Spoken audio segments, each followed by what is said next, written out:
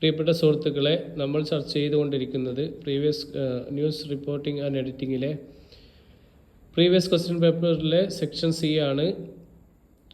ഇനി 32ാമത്തെ question, explain the principles of news editing. വാർത്താ എഡിറ്റിങ്ങിൻ്റെ തത്വങ്ങൾ വിശദീകരിക്കുക. അപ്പോൾ പ്രസിദ്ധീകരണത്തിനോ സംപ്രേഷണം ചെയ്യുന്നതിനോ മുൻപ് പ്രൊഫഷണൽ, ധാർമ്മികമായ, ശൈലീപരമായ മാനദണ്ഡങ്ങൾ പാലിക്കുന്നുണ്ടെന്ന് ഉറപ്പുവരുത്തുന്നതിനായി അസംസ്കൃത പത്രപ്രവർത്തന ഉള്ളടക്കം അവലോകനം ചെയ്യുക, പരിഷ്കരിക്കുക, തിരുത്തുക, ക്രമീകരിക്കുക എന്നിവ ഉൾപ്പെടുന്ന കർശനമായ പ്രക്രിയയാണ് വാർത്താ എഡിറ്റിംഗ്, ന്യൂസ് എഡിറ്റിംഗ്. ഇനി പ്രധാന തത്വങ്ങൾ എന്തൊക്കെയാണെന്ന് നോക്കാം. ഒന്നാമത് ആക്യുറസിയാണ്, കൃത്യത. എഡിറ്റിങ്ങിൻ്റെ ഏറ്റവും പ്രധാനപ്പെട്ട നിയമം തെറ്റായ വിവരങ്ങൾ തടയുന്നതിനായി ഓരോ വസ്തുതയും കണക്കും പേരും തീയതിയും ഉദ്ധരണിയും പരിശോധിച്ച് ശരിയാണെന്ന് ഉറപ്പുവരുത്തുക. രണ്ടാമത്തത് ക്ലാരിറ്റിയാണ്, വ്യക്തത. അവ്യക്തതയോ ആശയക്കുഴപ്പമോ ഇല്ലാതെ ലക്ഷ്യമിടുന്ന പ്രേക്ഷകർ എളുപ്പത്തിൽ മനസ്സിലാക്കാൻ കഴിയുന്ന തരത്തിൽ വാചകങ്ങൾ വ്യക്തവും യുക്തിസഹവുമാണെന്ന് ഉറപ്പുവരുത്തുക. അടുത്തത് ചുരുക്കരൂപമാണ്, മിതത്വം, കൺഷ്യസ്നെസ്. കഥയുടെ കാതലും സത്തയും നിലനിർത്തിക്കൊണ്ട് തന്നെ അനാവശ്യ വാക്കുകൾ, ആവർത്തിച്ചുള്ള പ്രയോഗങ്ങൾ, അനാവശ്യ വിശദാംശങ്ങൾ എന്നിവ ഒഴിവാക്കുക. അടുത്തത് ഒബ്ജക്റ്റിവിറ്റി ആൻഡ് ഫെയർനെസ്, നിഷ്പക്ഷതയും നീതിയും. പക്ഷപാതം, വൈകാരിക ഭാഷ അല്ലെങ്കിൽ സ്വാധീനം ചെലുത്തുന്ന പദങ്ങൾ എന്നിവ പരിശോധിക്കുക. പ്രത്യേകിച്ച് വിവാദ വിഷയങ്ങളിൽ വിവിധ കാഴ്ചപ്പാടുകളിലെ തുല്യ പ്രാതിനിധ്യം ഉറപ്പാക്കുക. അടുത്തത് സ്റ്റൈൽ ആൻഡ് കോൺസിസ്റ്റൻസിയാണ്, ശൈലിയും സ്ഥിരതയും. വ്യാകരണം, അക്ഷരവിന്യാസം, വിരാമചിഹ്നങ്ങൾ, ഫോർമാറ്റിക് കൺവെൻഷനുകൾ എന്നിവയുമായി ബന്ധപ്പെട്ട് സ്ഥാപനത്തിൻ്റെ സ്ഥാപിത ശൈലി ഗൈഡ്, ഉദാഹരണത്തിന് AP ശൈലി, BBC ശൈലി പിന്തുടരുക. അടുത്തത് ലീഗൽ ആൻഡ് എത്തിക്കൽ കംപ്ലയൻസ്, നിയമപരവും ധാർമ്മികവുമായ പാലനം. അപകീർത്തിപ്പെടുത്തൽ, മാനനഷ്ടം, പകർപ്പവകാശ ലംഘനം, സ്വകാര്യതയിലേക്കുള്ള കടന്നുകയറ്റം അല്ലെങ്കിൽ കോഡ് ഓഫ് കണ്ടക്ട് തുടങ്ങിയ സാധ്യതയുള്ള നിയമപരമായ അപകട സാധ്യതകൾക്കായി ഉള്ളടക്കം അവലോകനം ചെയ്യുക. അടുത്ത മൂന്നാമത്തെ question, discuss the key dimensions of investigative reporting. അന്വേഷണാത്മക പത്രപ്രവർത്തനത്തിൻ്റെ പ്രധാന മാനങ്ങൾ ചർച്ച ചെയ്യുക. ആൻസർ: ശക്തപരമായ വ്യക്തികളോ സ്ഥാപനങ്ങളോ ഒളിച്ചുവെക്കാൻ ശ്രമിക്കുന്ന മറഞ്ഞിരിക്കുന്ന സത്യങ്ങൾ, അഴിമതി, വ്യവസ്ഥാപരമായ പരാജയങ്ങൾ അല്ലെങ്കിൽ അധികാര ദുർവിനിയോഗം എന്നിവയ്ക്കായുള്ള ആഴത്തിലുള്ളതും വ്യവസ്ഥാപിതവും പലപ്പോഴും നീണ്ടതുമായ പത്രപ്രവർത്തന പരിശ്രമമാണ് അന്വേഷണാത്മക പത്രപ്രവർത്തനം. പ്രധാന മാനങ്ങൾ: ആഴത്തിലുള്ള ഗവേഷണവും ഡോക്യുമെൻറ്റേഷനും. In depth research and documentation, പൊതുരേഖകൾ, സാമ്പത്തിക പ്രസ്താവനകൾ, നിയമപരമായ ഫയലുകൾ, ചോർന്നു കിട്ടിയ രേഖകൾ, ചരിത്രപരമായ ഡാറ്റാബേസുകൾ എന്നിവ വിശകലനം ചെയ്തുകൊണ്ട് സാധാരണ ദിവസേനയുള്ള റിപ്പോർട്ടിങ്ങിനേക്കാൾ വളരെ മുന്നോട്ട് പോവുക. അടുത്തതാണ് ഒറിജിനാലിറ്റി ആൻഡ് എക്സ്ക്ലൂസിവിറ്റി, യാഥാർത്ഥ്യവും എക്സ്ക്ലൂസിവിറ്റിയും. പത്രക്കുറിപ്പുകളോ ഔദ്യോഗിക പ്രസ്താവനകളോ പുനരെഴുതുന്നതിന് പകരം പുതിയ വസ്തുതകൾ കണ്ടെത്തുകയോ വിവരങ്ങൾ വ്യത്യസ്ത ഭാഗങ്ങൾ സ്വതന്ത്രമായി ബന്ധിപ്പിക്കുകയോ ചെയ്യുക. അടുത്തതാണ് സിസ്റ്റമിക് അനാലിസിസ്, വ്യവസ്ഥാപരമായ വിശകലനം. ഒറ്റപ്പെട്ട തെറ്റായ പ്രവൃത്തികളിലോ ഒറ്റപ്പെട്ട വ്യക്തികളിലോ മാത്രം ശ്രദ്ധ കേന്ദ്രീകരിക്കാതെ ദുരുപടങ്ങൾ സംഭവിക്കാൻ ഇടയാക്കിയ വ്യവസ്ഥാപരമായ തകരാറുകൾ, സ്ഥാപനപരമായ അഴിമതി അല്ലെങ്കിൽ നിയമപരമായ പഴുതുകൾ എന്നിവ പരിശോധിക്കുക.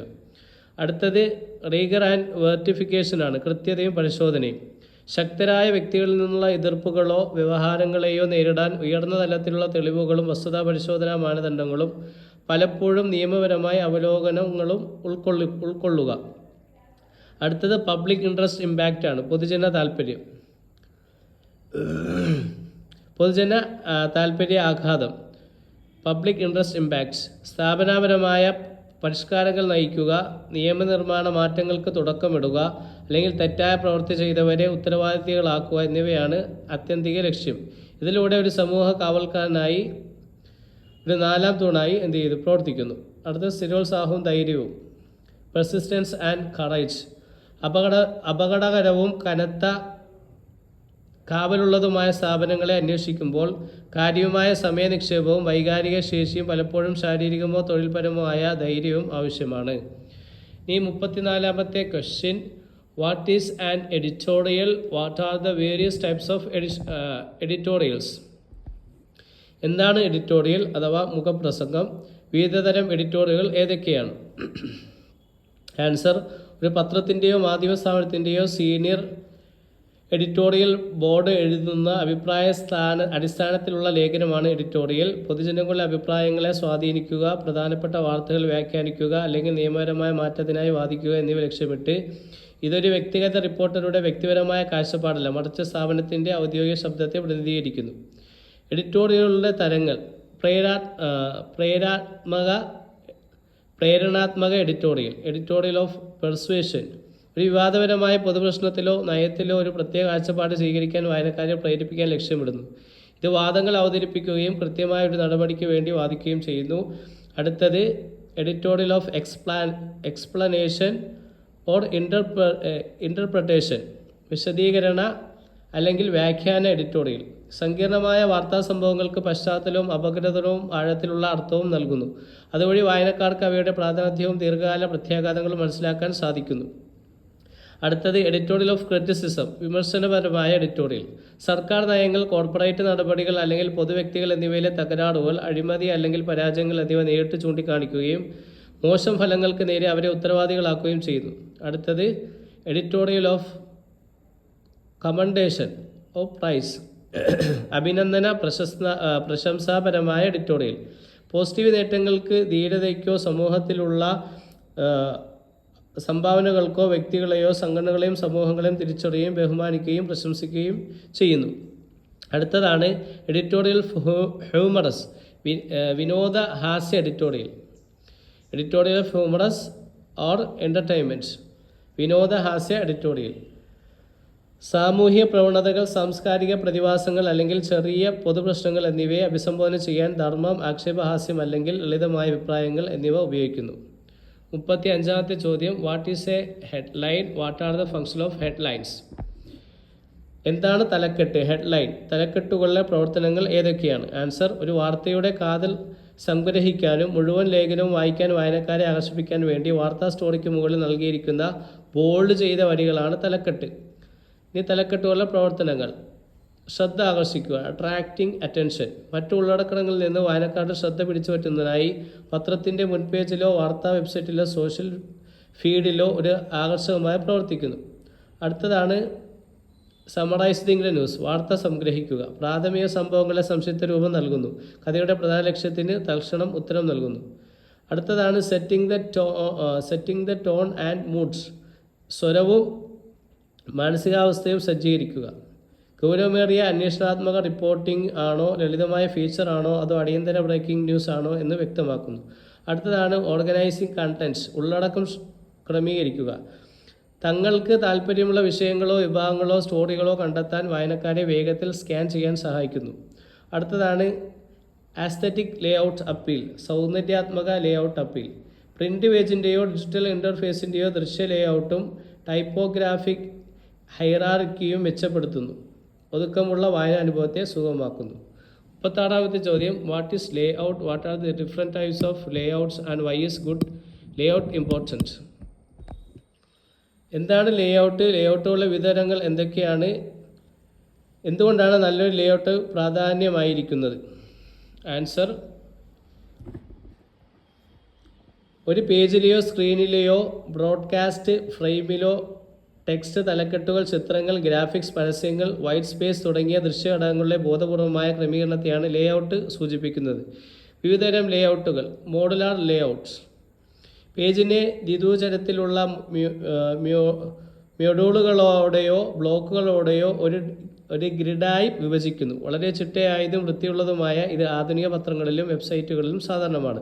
അടുത്തതാണ് സിമെട്രിക് ലേ ഔട്ട്സ്, സമമിതി അഥവാ സന്തുലിതമായ ലേഔട്ട്. ഒരു കേന്ദ്ര അച്ചുതണ്ടിൻ്റെ ഇരുവശങ്ങളിലും ദൃശ്യഘടകങ്ങൾ തുല്യമായി ക്രമീകരിക്കുന്നു. ഇത് ഔദ്യോഗികവും സ്ഥിരതയുമുള്ള പരമ്പരാഗത രൂപം നൽകുന്നു. അടുത്തതാണ് അസിമെട്രിക്കൽ ലേഔട്ട്, അസമമിതി ലേഔട്ട്സ്. പേജിൻ്റെ ഇതരവശങ്ങൾ അസമമായ വിഷ്വൽ വെയ്റ്റ്സ് നൽകുന്നു. ഇത് ഡൈനാമിക് ലുക്കും ആധുനിക ശൈലിയും ഉയർന്ന ദൃശ്യ ആകർഷണവും നൽകുന്നു. അടുത്തതാണ് ഇസഡ് പാറ്റേൺ ലേഔട്ട്സ്. മുകളിൽ ഇടത്തുനിന്ന് മുകളിൽ വലത്തോട്ടും താഴേക്ക് കേന്ദ്രത്തിലൂടെ താഴെ വലതു കോണിലേക്കും സെഡ് ആകൃതിയിലുള്ള പാതയിലൂടെ വായനക്കാരുടെ കണ്ണുകളെ സ്വാഭാവികമായി നയിക്കുന്നു. ലാൻഡിംഗ് പേജുകളും പരസ്യങ്ങൾക്കും ഇത് വളരെ ഫലപ്രദമാണ്. നല്ലൊരു ലേഔട്ടിൻ്റെ പ്രാധാന്യം: വിഷ്വൽ ഹൈറാർക്കി. ഏറ്റവും പ്രധാനപ്പെട്ട ഘടകങ്ങൾ നിന്ന് രണ്ടാമത്തെ വിശദാംശങ്ങളിലേക്ക് വായനക്കാരൻ്റെ കണ്ണുകളെ സുഗമമായി നയിക്കുന്നു. അടുത്തത് വായനാക്ഷമതയും പ്രവേശനക്ഷമതയും. Readability and accessibility. ദൃശ്യമായ അലങ്കോലങ്ങൾ തടയുകയും മതിയായ വൈറ്റ് സ്പേസ് ഉറപ്പാക്കുകയും ഉള്ളടക്കം മനസ്സിലാക്കാൻ എളുപ്പമാക്കുകയും ചെയ്യുന്നു. അടുത്തതാണ് ബ്രാൻഡ് ഐഡൻറ്റിറ്റിയും പ്രൊഫഷണലിസവും. Brand identity and professionalism. മിനുസമാർന്നതും വിശ്വസനീയമായ സൗന്ദര്യാത്മക ബ്രാൻഡ് ഇമേജ് സൃഷ്ടിക്കുന്നു. ഇത് പ്രേക്ഷകരുടെ പങ്കാളിത്തം നിലനിർത്തുന്നു. അടുത്തത് 37ാമത്തെ question. Write a news story on the results of the recently concluded by elections in Kerala. കേരളത്തിൽ അടുത്തിടെ സമാപിച്ച തിരഞ്ഞെടുപ്പ് ഫലങ്ങളെക്കുറിച്ചുള്ള വാർത്താ സ്റ്റോറി. കേരള ഉപതിരഞ്ഞെടുപ്പിൽ UDFന് മികച്ച വിജയം. LDFും NDAയും സമ്മിശ്ര ഫലങ്ങൾ നേരിടുന്നു. തിരുവനന്തപുരം. കേരളത്തിൽ പ്രധാന മണ്ഡലങ്ങളിൽ അടുത്തിടെ സ്ഥാപിച്ച ഉപതിരഞ്ഞെടുപ്പുകളിൽ യുണൈറ്റഡ് ഡെമോക്രാറ്റിക് ഫ്രണ്ട് UDF ശക്തമായ പ്രകടനം കാഴ്ചവെക്കുകയും സംസ്ഥാനത്ത് തങ്ങളുടെ രാഷ്ട്രീയ ആധിപത്യം ഉറപ്പാക്കുകയും ചെയ്തു. കർശനപരമായ സുരക്ഷാ പ്രോട്ടോക്കോളുകൾക്ക് കീഴിൽ വോട്ടെണ്ണൽ സമാധാനപരമായി അവസാനിച്ചതായി ഇലക്ഷൻ കമ്മീഷൻ അറിയിച്ചു. വോട്ടെണ്ണൽ കേന്ദ്രങ്ങൾക്ക് പുറത്ത് തടിച്ചുകൂടിയ പാർട്ടി പ്രവർത്തകർ പടക്കം പൊട്ടിച്ചും മധുരം വിതരണം ചെയ്ത് നിർണായക വിജയം ആഘോഷിച്ചു. തങ്ങളുടെ വികസന അജണ്ടയ്ക്കുള്ള ശക്തമായ ജനപിന്തുണയും നിലവിലെ ഭരണകൂടത്തിൻ്റെ നയങ്ങൾക്കേറ്റ തിരിച്ചടിയുമാണ് ഈ ഫലമെന്ന് മുതിർന്ന UDF നേതാക്കൾ വിശേഷിപ്പിച്ചു. ഈ തെരഞ്ഞെടുപ്പ് വിജയം ജനങ്ങളുടെ വർദ്ധിച്ചുവരുന്ന അതൃപ്തിയുടെയും പുരോഗമനപരമായ മാറ്റത്തിനുമായുള്ള ആഗ്രഹത്തിൻ്റെയും വ്യക്തമായ പ്രതിഫലനമാണ്, ഒരു പ്രമുഖ പ്രതിപക്ഷ വക്താവ് പത്രസമ്മേളനത്തിൽ വ്യക്തമാക്കി. അതേസമയം വോട്ടർമാർ മാറ്റം വിശകലനം ചെയ്യുന്നതിനായി പാർട്ടി സമഗ്രമായ ആഭ്യന്തര അവലോകനം നടത്തുമെന്ന് വ്യക്തമാക്കിയ ഇടതുമുന്നണി. LDF തിരിച്ചടി അംഗീകരിച്ചു. വോട്ടർമാർ നൽകിയ ജനാധിപത്യ ജനവിധി ഞങ്ങൾ മാനിക്കുന്നു. ഈ പ്രക്രിയയിൽ കണ്ടെത്തിയ ഏതെങ്കിലും പോരായ്മകൾ പരിഹരിക്കുകയും ചെയ്യും. LDF പാർട്ടി വൃത്തങ്ങൾ വ്യക്തമാക്കി. ദേശീയ ജനാധിപത്യ സംഘവും NDA പ്രചരണത്തിലുടനീളം സജീവമായ സാന്നിധ്യം നിലനിർത്തുകയും നിരവധി നഗരങ്ങളിൽ ശ്രദ്ധേയമായ വോട്ട് വിഹിതം രേഖപ്പെടുത്തുകയും വരാനിരിക്കുന്ന തിരഞ്ഞെടുപ്പ് പോരാട്ടങ്ങളിൽ അടിത്തട്ട് ശക്തമാക്കുമെന്ന് പ്രതിജ്ഞയെടുക്കുകയും ചെയ്തു. മണ്ഡലങ്ങളിൽ അനിശ്ചിത സംഭവങ്ങളൊന്നുമില്ലാതെ സമാധാനപരമായ പോളിംഗും വോട്ടെണ്ണൽ പ്രക്രിയയും ജില്ലാ ഭരണകൂടം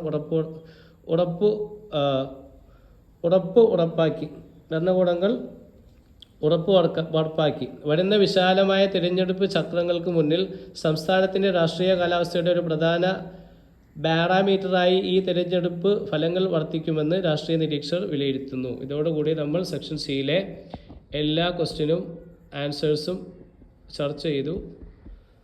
താങ്ക്സ് ഫോർ വാച്ചിങ്.